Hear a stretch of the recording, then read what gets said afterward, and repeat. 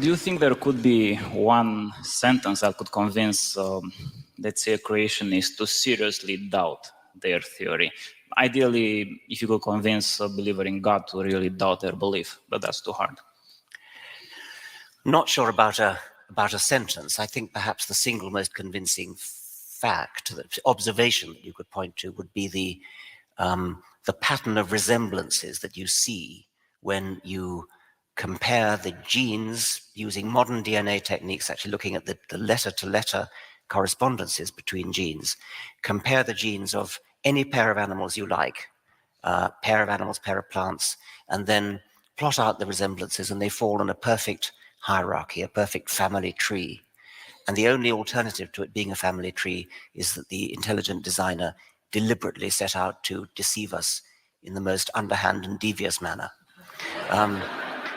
Moreover, the same thing works with every gene you do separately, and even pseudogenes that don't do anything but are vestigial relics of genes that once did something.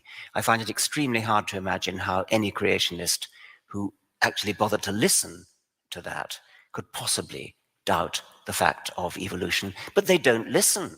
I mean, your question is a perfectly good question, but it's not really relevant, because what they do is simply stick their fingers in their ear and say la la la. They know what's true because it's in the holy book.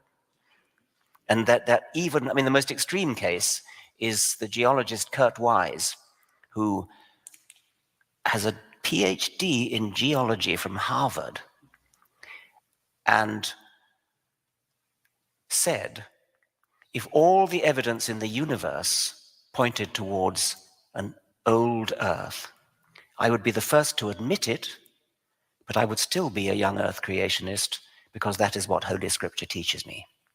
You cannot argue with a mind like that.